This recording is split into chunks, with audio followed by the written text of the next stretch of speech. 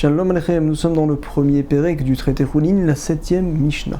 Lorsque l'on a fait du vin, qu'on a retiré le vin et qu'il reste donc, on va dire, au fond du chavit, il reste ce que l'on appelle du témed, il reste des peaux de raisin et puis également des petits pépins, comme ça, des pépins de raisin. Et alors donc, une personne a pris de l'eau et il a versé de l'eau sur ces pépins et donc également sur ces peaux de raisin qui restaient. Tout simplement. Si jamais il a versé, on va dire 30 centilitres d'eau, et que après que l'eau se soit mélangée avec le témed, alors on a non pas 30 centilitres, mais 40 centilitres. Alors donc, on dira, tu sais, ce mélange-là est considéré comme étant du vin finalement, parce qu'il y a un quart en tout cas de vin là-dedans. Bien sûr que les peaux et puis également les petits pépins ont dégagé un liquide qui était finalement du vin qui s'est mélangé avec l'eau. Quand on a 3 quarts d'eau et un quart de vin, on considère que tout ce mélange-là, c'est du vin à 100%. De quoi parle-t-on ici? Lorsque la personne a mis de l'eau, 30 centilitres par exemple, sur ces pots-là, et que par la suite, il n'avait pas 40 centilitres, mais environ 35 centilitres par exemple. Alors donc, est-ce que dans ce cas-là, c'est considéré comme du vin ou pas? Tout dépend, est-ce que ce témed, est-ce que ce mélange-là a commencé à irmitz, à venir à, comme du vinaigre finalement, à venir à prendre quelque peu et à devenir un petit peu amer. On nous dit ici, si ça commence à devenir un petit peu amer, alors donc ce mélange-là est considéré comme étant du vin, ou sinon ce n'est pas du vin. Quelle est la nafkamina? On nous dit, à témed, à tchelo irmitz, avant que donc ça soit considéré comme étant du vin, et no nikar bekesef maaser. Alors donc finalement c'est de l'eau, et lorsque l'on monte à Jérusalem avec l'argent du maaser sheni, on ne peut avec cet argent-là acheter que de la nourriture et non pas de l'eau. Alors donc je n'aurai pas le droit d'utiliser cet argent pour mon argent du maaser pour acheter ce témed-là lorsque il n'a pas réellement pris et que ce n'est pas considéré comme étant du vin. Et no nikar bekesef maaser ve posel est un migvé. Voici, un migvé, c'est 40 CA d'eau qui sont tombés directement du ciel. Ce n'est pas de l'eau qui est puisée, c'est vrai. Si, avant d'avoir les 40 CA d'eau, alors donc on a rajouté ne serait-ce que 3 logs, environ 1 litre d'eau qui, elle, a été puisée. Alors donc le migvé, par la suite, il sera pas saoul, même si on rajoute donc toutes les eaux qui tombent directement du ciel, ça ne marchera pas. Ce que l'on appelle le psoul, donc lorsque l'on met de l'eau qui a été puisée avant que le migvé arrive à 40 CA. Alors donc, si jamais j'ai mis ce témed là, 3 logs de témed à l'intérieur donc du migvé avant qu'il arrive au 40 CA. Si le témed a commencé entre guillemets à tourner, il est considéré comme étant du vin et il n'est pas possède justement le migvé. Si par contre donc le témed n'a pas tourné, c'est donc de l'eau qui elle a été puisée. On a 3 logs d'eau puisée qui vont venir à rendre finalement pas saoul le migvé lorsqu'on va le mélanger avec ce migvé là. Comme ça on rapporte. Parce qu'en effet, lorsque je mets de l'eau dans un migvé qui n'a pas les 40 CA, ça le rend pas saoul lorsqu'on met 3 logs d'eau. Si par contre donc ce n'est pas de l'eau mais c'est par exemple du vin ou bien donc tout autre jus par exemple, ça ne rendra pas saoul le migvé. Si jamais ça vient à changer la couleur uniquement du migvé, ça le rendra pas saoul, pas plus. C'est ce que l'on nous dit ici dans les mots, je vous le lis. Donc on nous dit, Atemed, je reprends le début, Achelo irmitz et no nikar bekesef maaser, veposel et amigvé. Avant que le témed donc soit considéré comme du vin, c'est de l'eau, et donc ça rend pas saoul le migvé lorsqu'on a mis cette eau-là dans le migvé.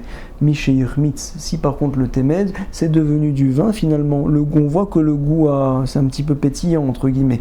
Nikar bekesef maaser, on peut donc acheter avec de l'argent du maaser sheni ce témed-là, parce qu'en effet, il est considéré comme du vin, sans problème. Ve no posel et amigvé, également quand on le mélange dans le migvé avant qu'il ait les 40 CA, il n'y a aucun problème. On nous dit ici, Aharin, Ashutafin, Keshechayavin, Bekalbon, nouveau sujet.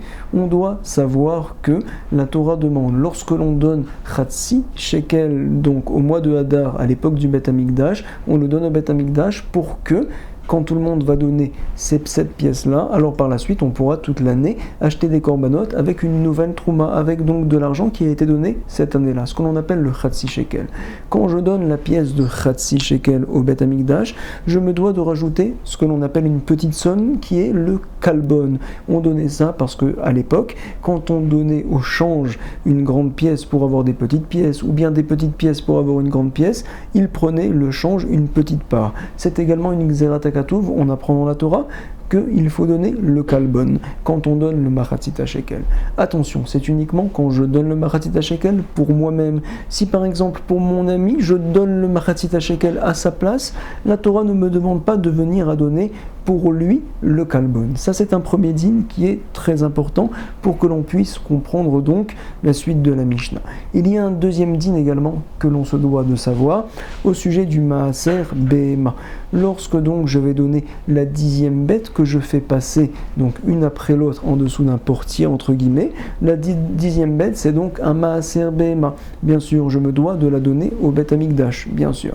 Alors on me dit, cette bête-là que tu vas donner au Beth Amikdash, c'est uniquement donc quand la bête n'appartient pas à deux personnes. Si par contre elle appartient à deux personnes en même temps, ce que l'on appelle des shutafim, entre guillemets des associés, il n'y a pas de maaser behema à venir à donner. Bon.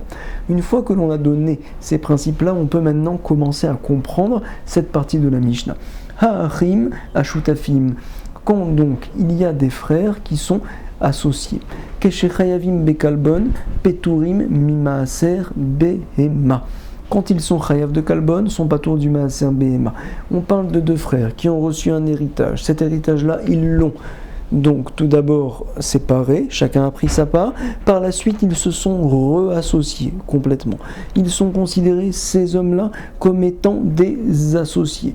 Puisqu'ils sont associés, donc voici qu'ils donnent le Khatsi Shekel, par exemple de l'argent qu'ils ont remis en association. Lorsqu'ils donnent ça, bien sûr, ils doivent donner, en plus du Machatzit Shekel, un kolbon par personne. Par exemple, les deux frères qui se sont reassociés vont donner une pièce entière, un shekel, avec deux kalbonotes, tout simplement, sans aucun problème. Par contre, donc, Pturim mi maaser behema.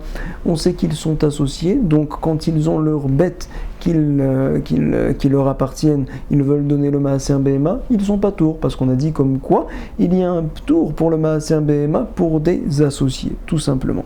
Keshechayavim be maaser behema, peturim min akalbon, très important.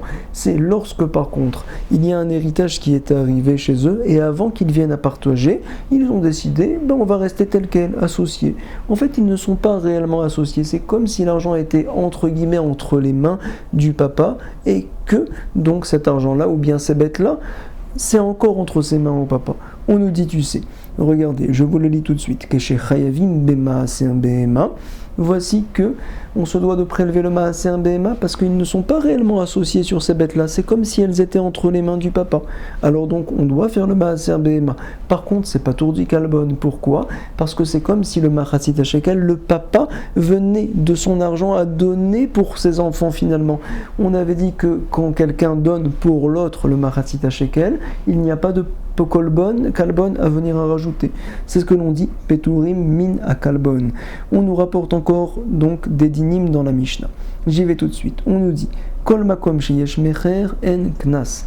Le papa peut vendre donc sa fille en tant que servante lorsqu'elle a donc entre 1 an et 12 ans. Il peut la vendre par la suite, quand elle aura 12 ans, elle viendra sortir de son travail et elle reviendra chez son papa. Kol makom sheyesh mecher, quand la fille a entre 1 an et 12 ans, papa peut la vendre. Par contre, en knas, il n'y a pas de punition.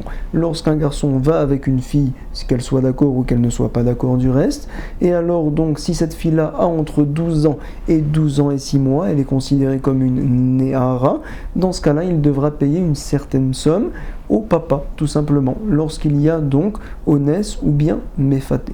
Alors donc on nous dit, lorsque l'on est à un âge où il y a le mecher, où il y a la vente, à savoir entre 1 an et 12 ans, alors donc il n'y a pas de punition quand quelqu'un est parti avec cette jeune fille-là. Si par contre, vekol makom sheyesh knas, on est à un âge où il y a un knas pour celui qui a été méfaté, ou bien celui qui est parti contre son gré avec la fille, on est entre 12 ans et 12 ans et 6 mois, alors donc à cet âge-là, le papa ne peut plus désormais désormais vendre sa fille. En mecher, il ne peut pas la vendre en tant que servante. Continue la Mishnah et nous dit, tu sais, le papa peut marier sa fille, c'est vrai, Minatora. Quand le papa n'est plus là, alors donc la maman et les frères ne peuvent pas donc marier la fille. On a peur qu'elle vienne à partir avec des hommes et à faire des bêtises. Voici que le papa n'est pas là, on s'inquiète. Alors donc, les Chachamim m'ont dit, quand elle est encore petite, Midé Rabanan, la maman et les frères peuvent venir donc à marier cette fille-là, Midé Rabanan, quand elle a 9 ans, quand elle a 10 ans par exemple, et donc il va se comporter comme un mari finalement. Quand la fille arrivera à 12 ans, elle choisira « je veux continuer avec lui », très bien, je ne veux pas continuer, et bien c'est bon, elle peut sortir sans aucun problème, puisque de toute façon il n'y avait pas de mariage Minatora. On nous dit comme quoi Kol makom sheyesh miyun, la fille peut dire je ne veux plus être avec lui quand elle a moins que 12 ans ou bien quand elle arrive tout juste à 12 ans. Par contre donc, cet âge-là, qui est avant 12 ans entre guillemets, voici qu'il n'y a pas de khalitsa. Une fille donc qui a perdu son mari qui a moins que 12 ans et elle tombe donc en yiboum devant le frère du mari parce que justement elle n'a pas eu d'enfant, alors voici que si jamais elle a moins que 12 ans, elle ne pourra pas faire la khalitsa pour donc dire voici ce que l'on fait à quelqu'un qui a laissé son frère sans descendance. C'est ce que l'on appelle la khalitsa. Moins que 12 ans, la fille ne peut pas faire de khalitsa. C'est ce que l'on dit dans la Mishnah. Kol makom sheyesh miyun en khalitsa. Ve kol makom sheyesh khalitsa. Lorsque la fille a plus que 12 ans, elle peut faire la khalitsa, et il n'y a plus désormais de miyun, parce que donc, puisqu'elle est partie ne serait-ce qu'une fois avec cet homme-là, qu'elle était avec lui à moins que 12 ans, alors ça y est, elle est considérée comme étant mariée complètement. En miyun. Nous parlons maintenant, le dernier sujet, Kol makom sheyesh tkiya en avdala. Quand on rentre dans un jour qui est très saint, ils avaient l'habitude de sonner le chauffard. De nos jours, il y a la musique, par exemple, donc dans les quartiers ici en Eretz Israël, à Jérusalem.